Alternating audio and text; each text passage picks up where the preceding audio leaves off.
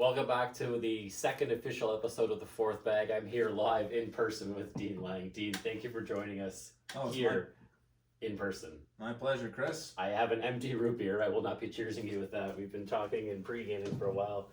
Pre-gaming with A&W root beer, that is a thing. I will be drinking water from here on out. All right. This past weekend, I had the pleasure of going down and checking out the St. Thomas League, which is like for a joke cornhole.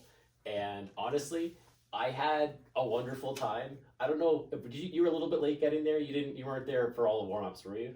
No, I think I got there, what time was it? 9:15, 9:20? So I already forget her name, but I remember a guy named Jason.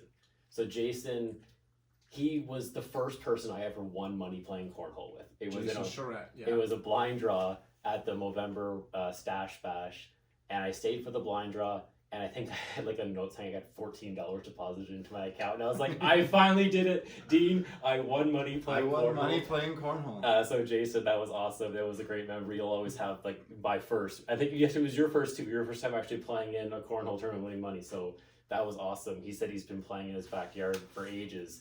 I have not, but I've got my own boards now. Thanks, Jamie, for those. And I just play here all the time. So this is where I practice. I literally practice. I would be in the basement in the winter, throwing from, 20 feet with a 9-foot ceiling on my Habs boards that Brandon Brown thinks are like the most disgusting things ever, and he refuses to play on them. He will be here in a couple of Saturdays from now. So will you. We'll talk about that later. But anyways, St. Thomas. Mm-hmm. The moment I saw Jason's wife throw a bag into the lights. Oh, yeah. And then it was like, what do you do? And so I literally just stopped. I was just throwing down and backs with Alicia. I just went and got a pool cue and a chair and just went up there and took it. And I see one of their friends just filming me, and I was like, can I get a copy of that video? So yeah, we literally just like knocked it down with the pool cue and kept going. And then later in the day, as we were progressing, I think I was playing you on the show court, and I was just like, okay, Dean's going to crush me, but what do I do? And I tried to have some fun, and I saw her throw another one into the roof. And I thought that would be enough to be the catalyst to win, maybe get a point off of you, but ultimately you prevailed. So you ended up finishing the job and taking down doubles. Tell me about the rest of your day with that tournament. Yep. We Tim and I won doubles. Final match was a well-contested game. Peyton and Justin actually got the first win and got to 15 in the second game. And I threw a 4-bagger to get the last 2 points to seal that one. There's a thread on go to the Girls Throw 2 forum. Tracy's doing a great job engaging people right now. She's got a post out that says which of these 9 Canadian pros, and she has them all listed by name, which is wonderful. Yeah. And which one would you want to play with and why? And in the States, Brandon Brown and I as a team, that's where it's at. We've won PDC doubles, and we've got a pretty good thing as a team, and that's something I want to keep playing with. But as far as here goes, I want to play with Rick sometime. Right when COVID started, I asked him to be my regular partner, and at the time he said he didn't want to do it because he wanted to keep playing with Russ. But I'd love to play with Rick someday. Let's talk about the virtual for a sec. I threw my 4 rounds in a Pikachu onesie on the way to Victoria Airport with a 30-minute time limit, knowing that we were running behind. I threw my second round at a buddy's house, the first time I've ever played on platforms. I wasn't taking it seriously. I was just trying to have fun, but I was pouring 46 and 53 points. Then I got serious, and I was like, let's do this. And I threw like a 60 or a 57, and I was like, okay, I threw a 57 at the whatever. Then I started practicing deck rounds on camera, and I threw an 81. Yeah. And now I can throw 70s and 80s. How do you do it in a virtual? I watched you play. You were throwing were you throwing 90s consistently? High 80s, 90s. Yeah, I mean, I played in my driveway. I played in Michigan. I played in my St. Thomas and Wallaceberg. I mean, I've seen you playing at one of your league venues. It looked like. Yeah. Actually, that's Wallaceberg. Yeah. Yeah, it's hard, like it's harder than you might think to put up 100 in a deck round. I mean, I had a lot of really good games that kind of fizzled. I had 71 through 7 rounds in one game and then went 2-5 the next 2 rounds. I mean, when am I ever going to throw 2-5 playing against another person? Do you golf? Um, Do you ever put up that 8 and it just ruins your round? oh yeah. I all the feel time. like I've got like the snowman Yeah. syndrome in my Yeah. deck around. I'll put up a 3 and I'm just like, well, am I going to finish this? And the answer is yes, I do. Yeah. And I came into the house yesterday and I was like, hey, Lexi, I just scored a 42. And then I went back outside and I scored a 70 and I was disappointed because I expect myself to score 70 now. And Yeah. 70, I felt like I could have done better because I had a 3 at the end of my round. But you know what she says to me? You just told me you did a 41 and now you did a 70. That's awesome. Mhm. And she was really proud. What level are you actually happy with? Like, I'm sure there was a time, Dean, where you probably couldn't even beat Ghost 7.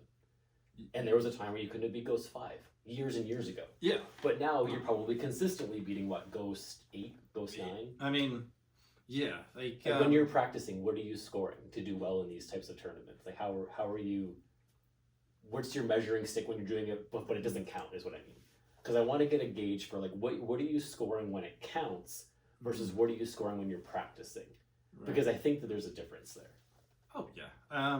Yeah, sure. Like you want to be if you want to play in the high level pro divisions, you need to be beating Ghost 10. Wow. I mean, in sometimes you have to be able to occasionally beat Ghost 11 too. Like in a practice game where it's an empty board and no bags, because those pros will average 10 plus with live bags all the time. They'll hit 70% air mills, maybe more, 80% air mills. They'll slide 90. Now they don't do this every game, but there are games where they throw 11 plus. Right. And at some point in a tournament, you're gonna have to. Not every game, but you're gonna have to be able to shoot high 10s to win a national. Right. At one match, you'll have to at least one match you'll have to do it, probably more. So my partner in my virtual, I don't know if you're gonna know a guy named Justin Carpenter. Mm-hmm. I know of him. He scored 104 and then like 103 or 105. And so in my last game, I was looking at the standings and I was like, oh my gosh, I put up an 81, which is going to be good enough because my partner's easily good for 100. I think he ended up being like an 80 or a 90 to get us through. Mm-hmm. And it would have put us at 2-2.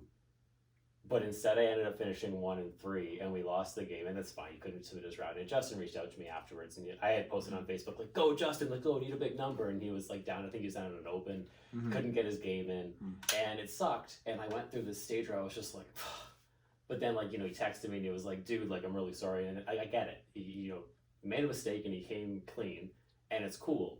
But it would have been cool to have that opportunity. I felt like I was just turning a corner. But I came out of it with the attitude of like, this was just one event. And honestly, Dean, it was stressful for me. Mm-hmm. I don't like to have to think about cornhole.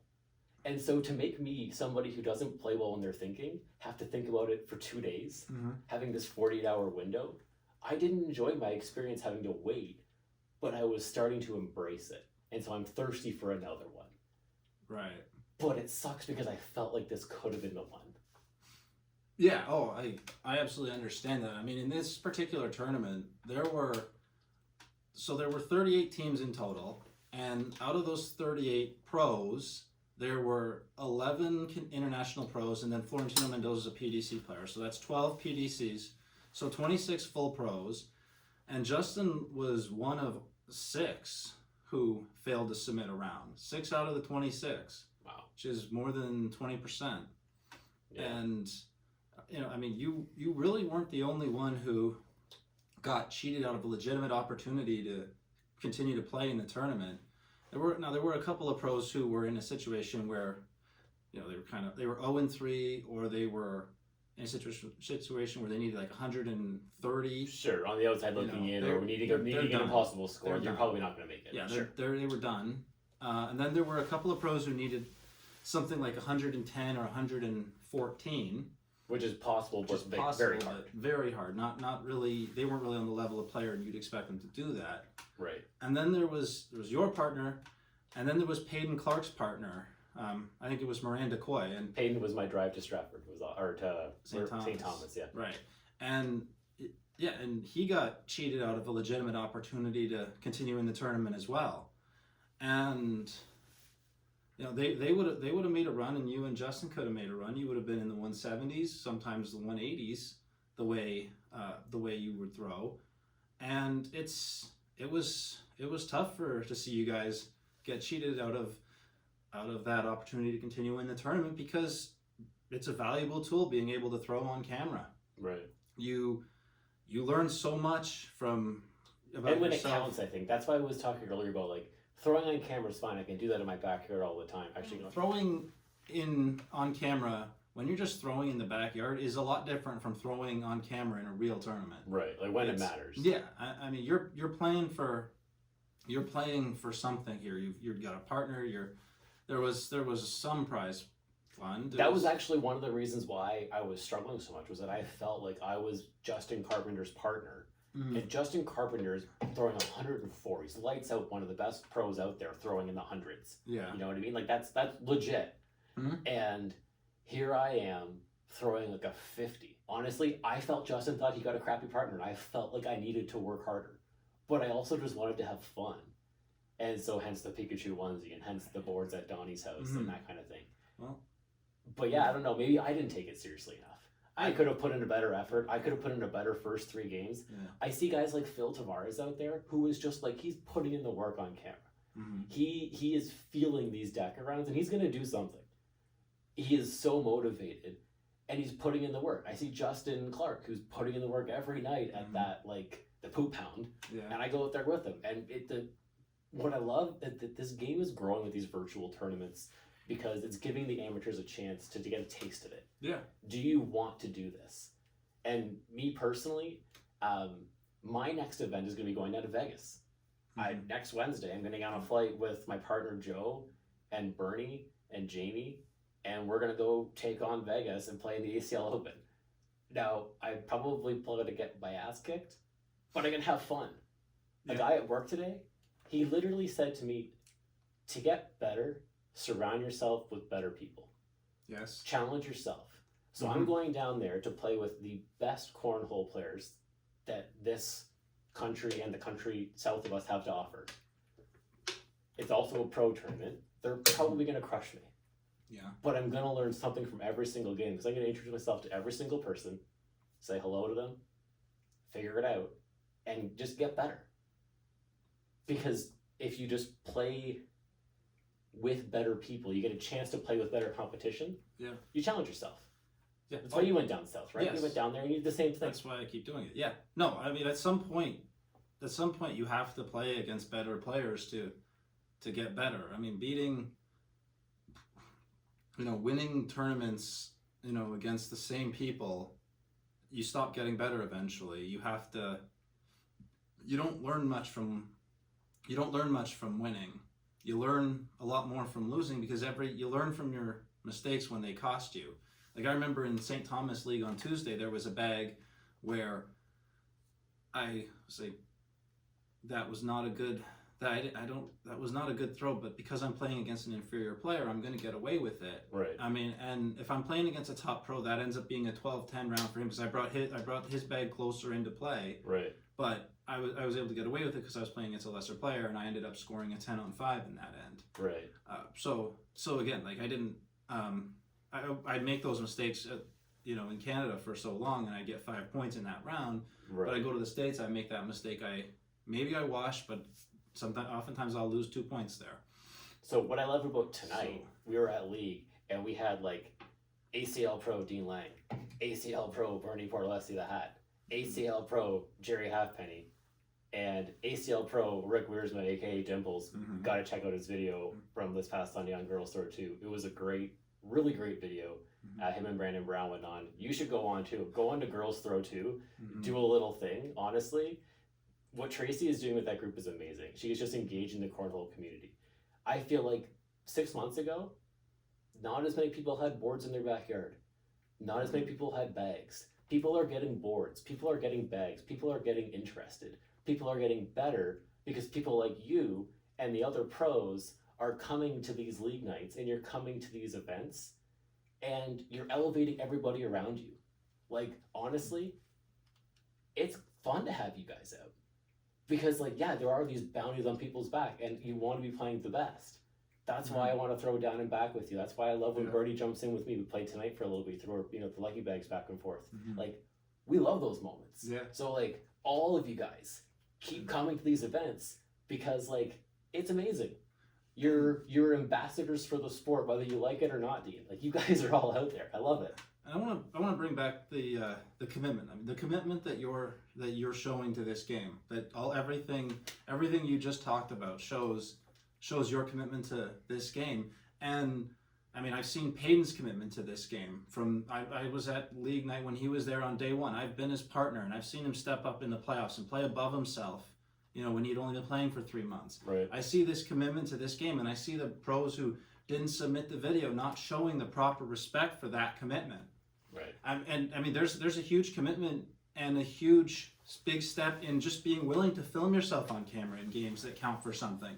To Right. have this pro partner and feel like you're maybe letting them down. And that, again, I mean, and as a pro, I feel like if you're doing this, you need to make an effort to help your partner if they ask for it.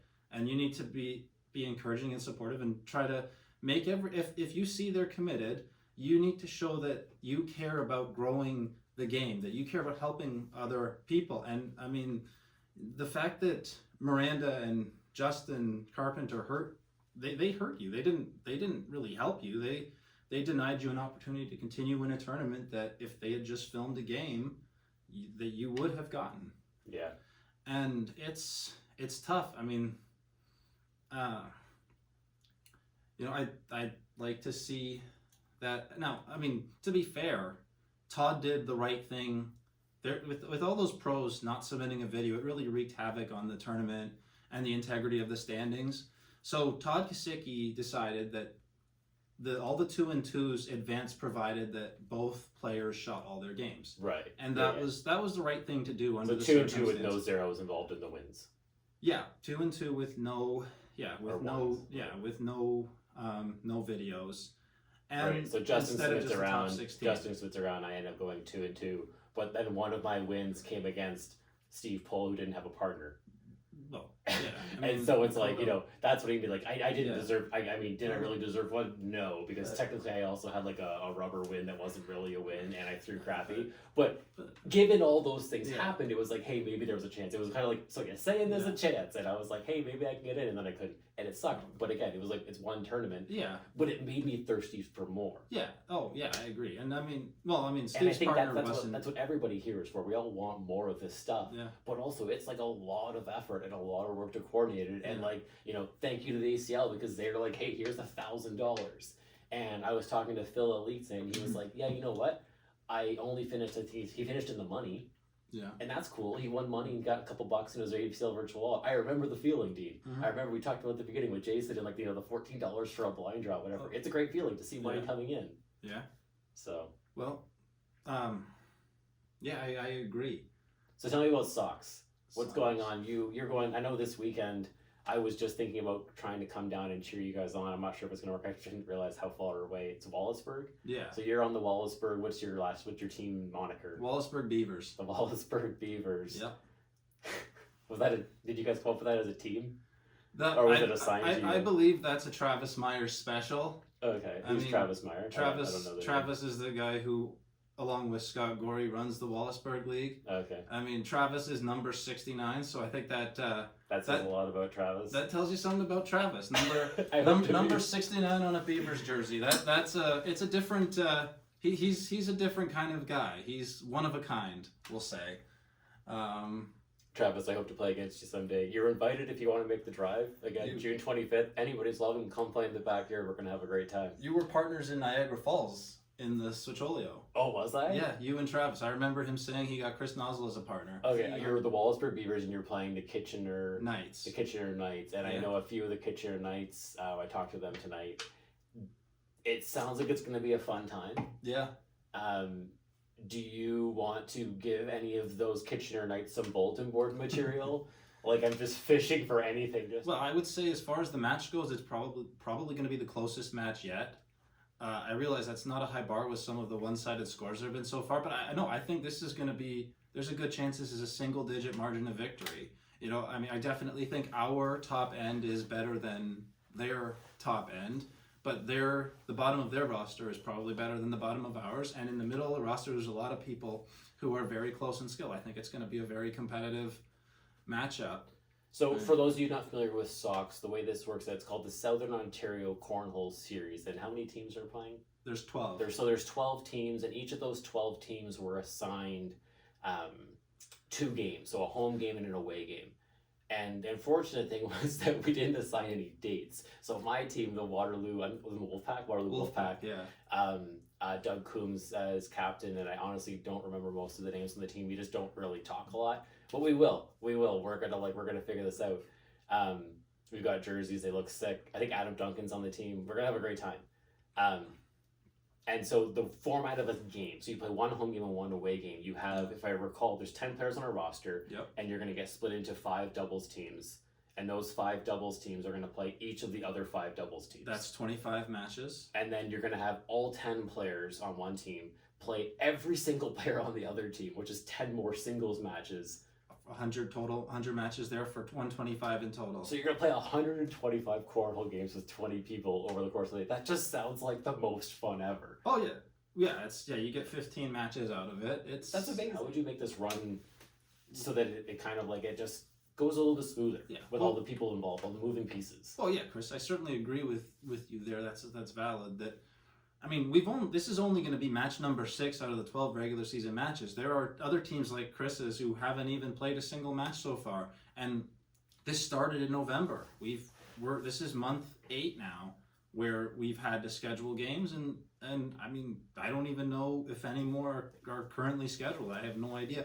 But to me, if I'm running the SOCS, I would just draw the schedule, and then I would announce the games. So let's say next year there end up being 16 teams. So I set one date aside where there's eight games on day 1. Cities. Yeah, 8 games in 8 different cities on this one weekend, and then 8 games in 8 different cities on this other weekend. Because leaving 20 adults to their own devices to schedule a match is hard. Yeah. I mean, we're dipping into our sub list. We have 3 of our regulars absent for this game. We're replacing 3 of our regulars with fill-in players. That's what I would do. Just schedule the games. You're giving them sufficient notice. And I mean, we were left to our own devices to schedule the game. We did it. Now we are playing with 3 of our and there's enough. I think there's enough venues. I know that you want to play your local venue, but there should be enough venues that you should be able to find somewhere reasonably close to the home team's home. Yeah. On a date. So like, I get that it's a lot, but I mean, maybe that'll enhance the experience, and it gives us something to look forward to. And then it's like, hey, you know what? These are SOCS days. Like, imagine that, like a SOCS day where you got 8 different cities having concurrent. Like, that would be massive. I think the idea of having 2 Saturdays set aside over a 6-month period, say, and calling them SOCS Saturday. That's awesome. And SOCS Saturday 1, SOCS Saturday 2, whatever it is. Well, the idea being, when you have your SOCS Saturday, there are no tournaments scheduled anywhere else, because you got 160 people playing in these SOCS matches. There's who's going to go to them. Right.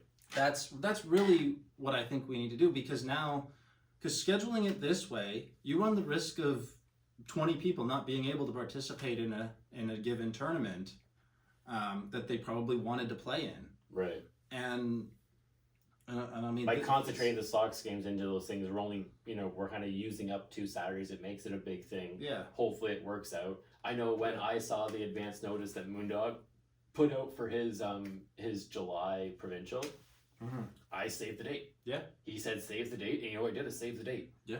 Because like summers fill up fast. I saw Moondog posted something, and it was like, this is the photo of the first person to win a singles match in America in the Pro Division. Yes.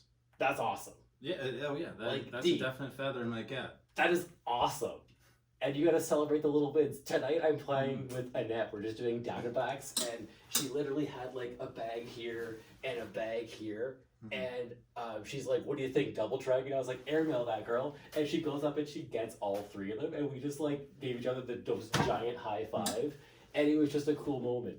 Like, no matter what level you're playing at, you can have these like amazing moments. And that was one you should celebrate, because that was awesome. Cool. And like literally let that soak in, Dean. You're winning a professional game. Well, the bigger thing was, I mean, I went 1-2 in the main bracket, but going 4-0 in the stack, winning 4 consecutive matches in a professional cornhole tournament was a big deal to Now, me. just what's the stack? That's the PDC stack. No, when the way it works is you have your double elimination bracket, and that's your stack 1.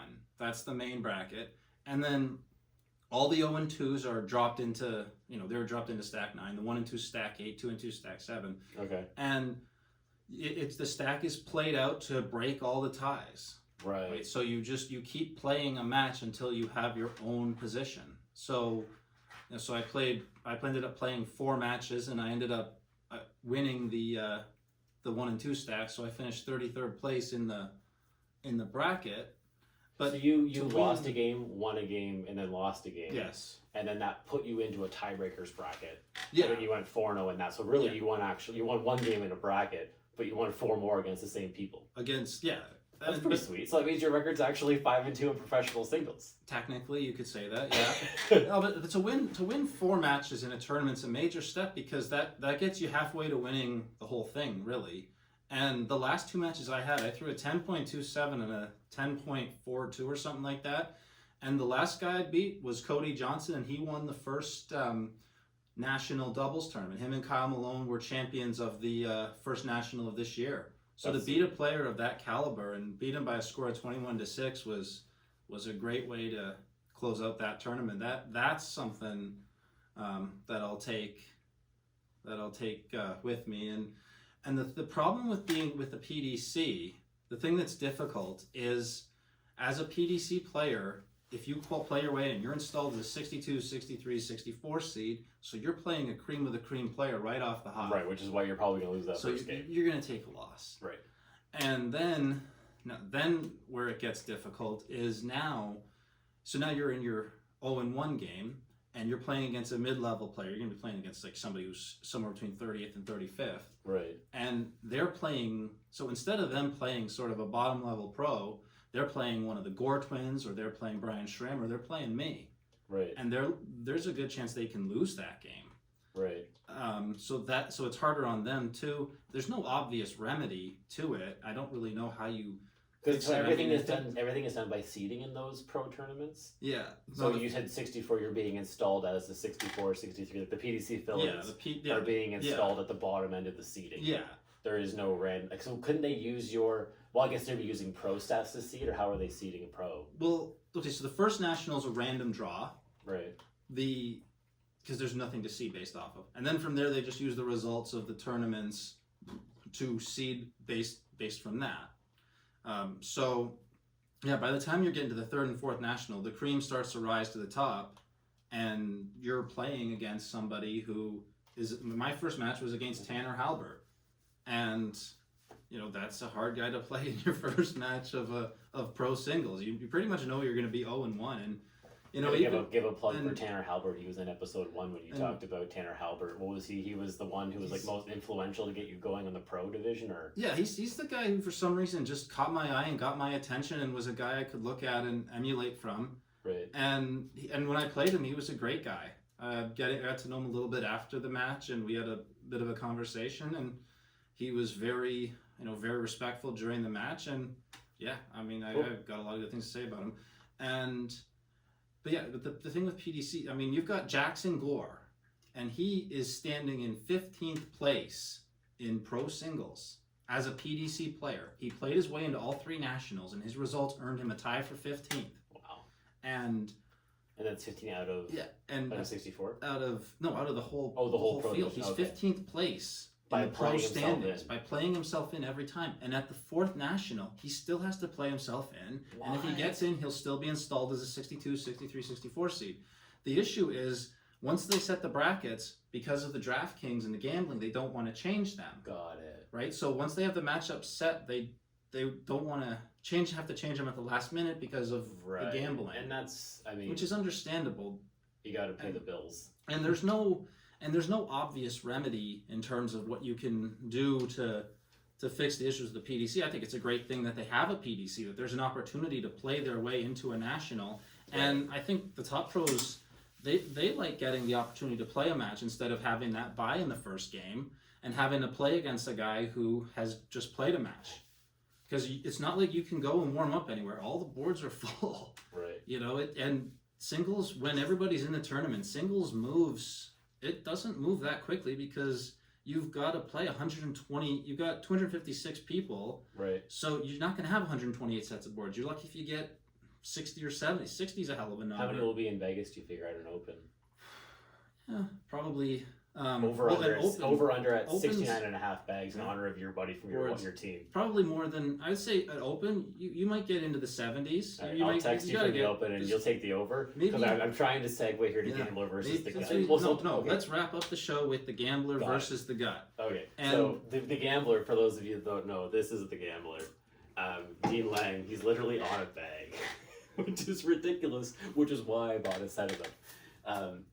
So we've got the Gambler, and then there's me versus my Gut, and we're going to talk about hockey. So last night I watched the game actually in this garage, the Oilers and the Avalanche, and honestly, I thought the Oilers could come back, and I thought they made a statement that they're not going to lay down for Colorado. I don't think they are. So I'm 100% Canadian pride, totally giving my support out west to the Canadian team, but also legitimately my gut tells me that Edmonton can win this series.